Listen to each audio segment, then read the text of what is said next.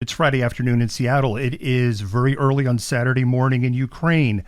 Here is the Russia-Ukraine war update for April 4th, 2025. We're just going to go ahead and dive right into it, go into the map, and we're going to start in the Kursk Oblast of Russia. In the Kursk Oblast, nothing has changed. Ukraine continues to control about 45 square kilometers. That is according to multiple Russian sources. That one was easy. In the Belgorod Oblast, it's the same thing. Fighting continues. There's no change to the line of conflict, and Ukraine controls about 16 square kilometers of territory.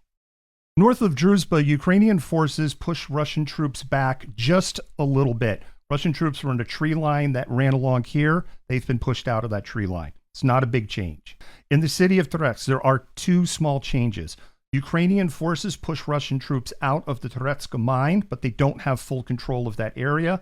And Russian troops made some advances around the stadium in the center of the city.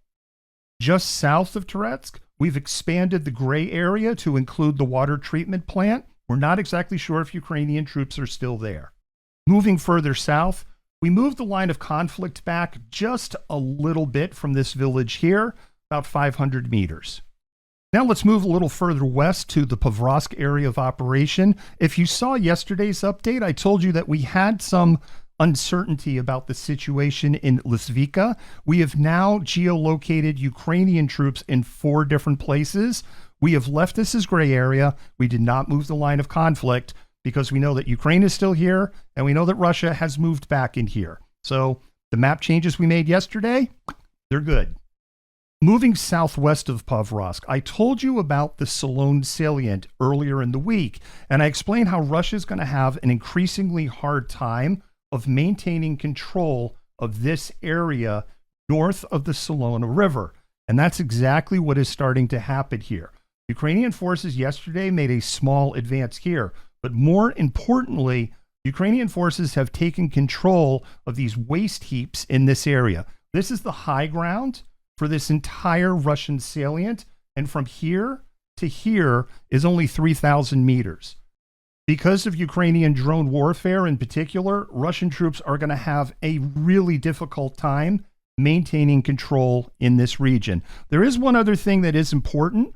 There was a small group of Russian soldiers, we call that a sabotage and reconnaissance unit, a DRG, and they were geolocated in this area, so we did expand the gray area there.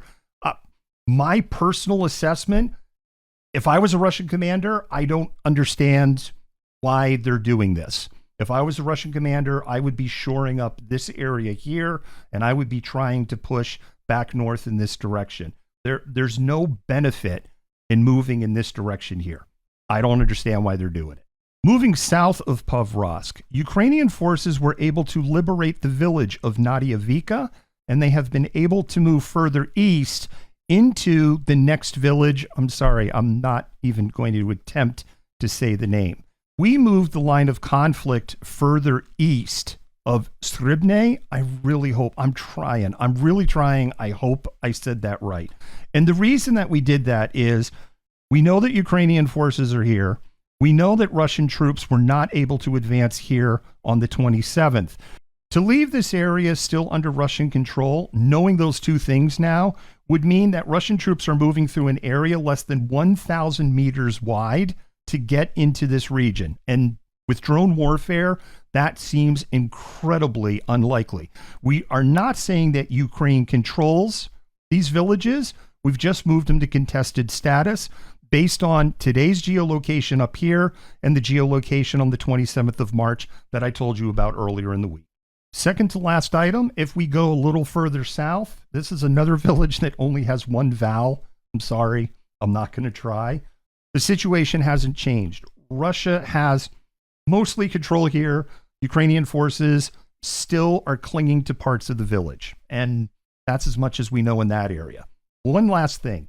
If we go out to the Zaporizhzhia Oblast and we go almost to as far west as we can go, 2 days ago, Russian forces advanced from this area of Labkov, and they are now operating in the northwestern part of the village here, and they did capture 3 Ukrainian soldiers.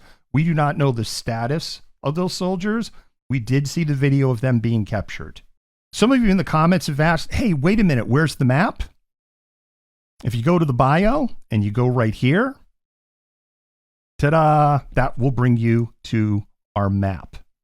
Everything that I just covered is available in a lot more detail in our World Watch and Russia-Ukraine situation reports. Both are available on our Substack and our Patreon.